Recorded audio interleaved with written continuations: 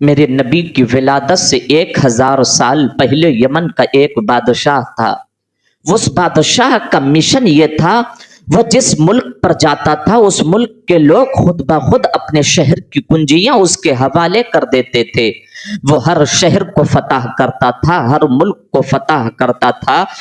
وہ جس ملک میں جاتا لوگ اس کی خوف کے ڈر سے اس شہر کی کنجیاں بادشاہ کے قدموں پہ ڈال دیتے تھے۔ ذرا دیکھیں، وہ بادشاہ، اس کے پاس بہت ساری فوج، بہت لشکر، بہت علماء، بہت سے طبیب اس کے ساتھ میں تھے۔ وہ بادشاہ جب شہر مکہ میں پہنچا، شہر مکہ کے باہر اس نے پڑاؤ ڈالا۔ پڑاؤ ڈالنے کے بعد اس نے یہ سوچا تھا کہ شہر مکہ کے لوگ اس شہر کی چابیاں ہمارے حوالے کر دیں گے، لیکن مکہ کا کوئی بھی انسان باہر نہ آیا۔ اس نے کہا تھا، او لوگوں، یہ کون سا شہر ہے؟ لوگوں نے بتایا، بادشاہ، اس شہر کو شہر مکہ کہا جاتا ہے۔ اس کے اندر ایک پاکیزہ اور مقدس گھر ہے، جس گھر کی لوگ عبادت کرتے ہیں، اس کو کعبہ کہا جاتا ہے۔ بادشاہ کے ذہن میں یہ خیال آیا کہ لوگ اگر اس گھر کی وجہ سے ہماری عزت و توقیر نہیں کرتے ہیں تو ہم اس گھر کو ہی گرا ڈالیں گے۔ جیسے ہی بادشاہ کے ذہن میں یہ خیال آیا، اچانک بادشاہ کے سر میں درد اٹھا۔ طبیبوں کو بلایا لیکن فائدہ نہ ہوا، علماء کو بلایا، فائدہ نہ ہوا۔ ایک سب سے بڑے عالم دین نے کہا تھا، بادشاہ، ذرا یہ تو بتا، کیا تیرے ذہن کے اندر خانہ کعبہ کو گرانے کا تو خیال نہیں آیا تھا؟ بادشاہ نے کہا، ہاں، ہمارے ذہن کے اندر یہ تو خیال آیا تھا۔ عالم دین نے کہا تھا، بادشاہ، اب اگر تو زندہ رہنا چاہتا ہے تو اپنے مشن سے توبہ کر لے، ورنہ تو مر جائے گا۔ جب بادشاہ نے توبہ کی، اس کے سر کا درد ٹھیک ہو گیا۔ پھر اس نے کیا کیا؟ سب سے پہلے خانہ کعبہ پہ جو غلاف چڑھوایا تھا وہ اسی یمن کے بادشاہ طوع اول حمیری نے چڑھوایا تھا۔ طوع حمیری بادشاہ نے خانہ کعبہ کا غلاف چڑھوایا، بڑی عزت و توقیر کی خانہ کعبہ کی۔ پھر اس کا لشکر نکلتا ہوا جا رہا تھا، ایک جنگل و بیابان میں اس کا لشکر پہنچا۔ اچانک عالم دین رک گئے، نجومی رک گئے، ستاروں کو نجومیوں نے دیکھا، علماء نے کتابوں کو دیکھا۔ تو عالم دین نے کہا تھا کہ ہمیں اس زمین سے آخری پیغمبر کی خوشبو آ رہی ہے، اسی زمین پر آخری پیغمبر ہجرت کر کے آئے گا۔ تو بادشاہ ایمان لے آیا، حضور کی 1000 سال پہلے ولادت سے بادشاہ ایمان لے آیا۔ وہیں پر اس نے 300 گھر بنوائے، ایک گھر 2 منزل بنوایا۔ 2 منزل گھر میں سب سے بڑے عالم دین کو رہنے کے لیے کہا، آبادی وہیں پر بنا دی گئی۔ سب سے بڑے عالم دین 2 منزل گھر میں رہ رہے ہیں۔ تو وہ اول حمیری نے ایک خط سب سے بڑے عالم دین کو دیا تھا اور کہا تھا کہ یہ خط اگر میں مر جاؤں تو میرے حضور تک پہنچا دینا۔ وہ بادشاہ کا خط عالم دین کو ملا۔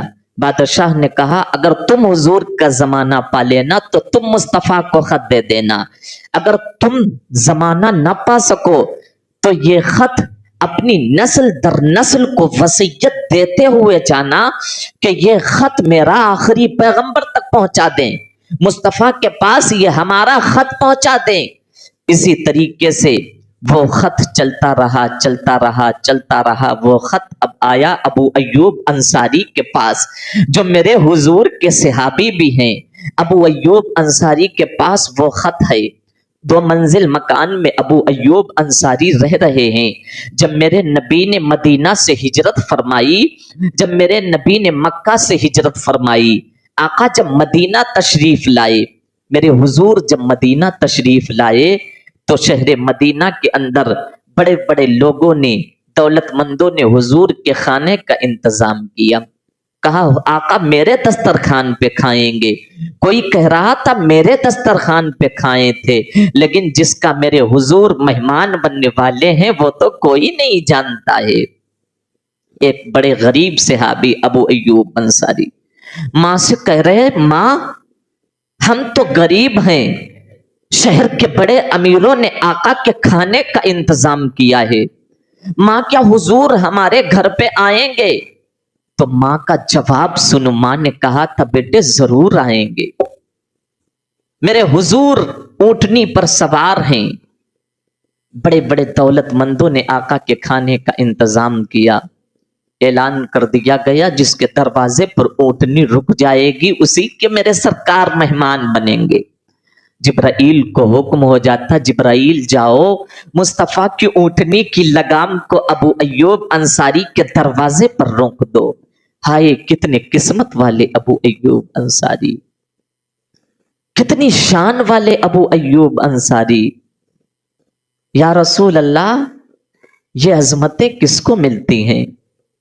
ये अजमतें उसी को मिलती हैं जो अपने दिल में तेरा इश्क बसा लेता है, जो अपने दिल में तेरी मोहब्बत बसा लेता है, जो अपने दिल में तेरी आरज़ू बसा लेता है और साथ में माँ की दुआएं भी होती हैं।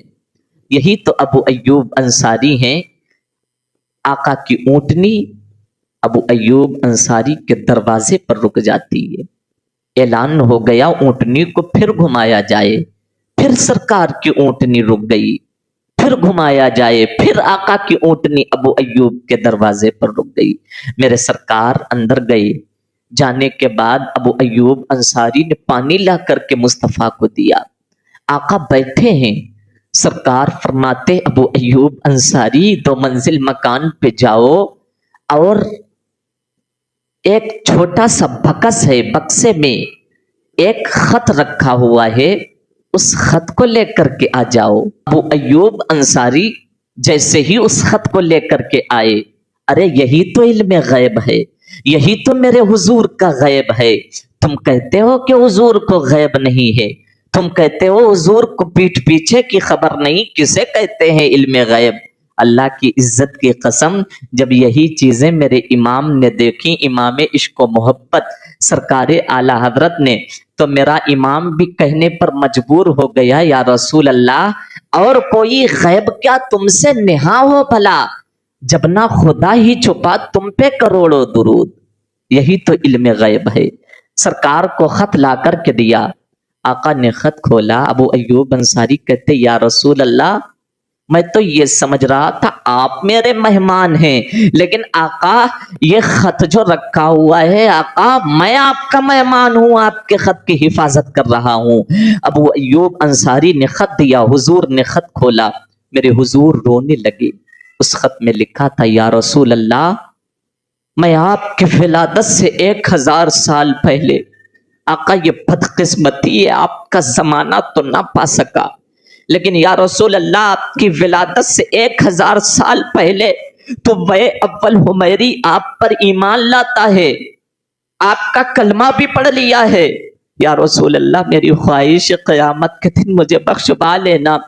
सरकार ने खत पढ़ा, आका रोए। मेरे हुजूर ने फरमाया, ऐ तुबे अव्वल हुमैरी, टेंशन ना ले, जहां पर अबू बकर उमर खड़े होंगे वहां पर ये बादशाह तुब्बा हुमैरी भी खड़ा होगा, जो मेरी विलादत से 1000 साल पहले ही मुझ पर ईमान ले आया है।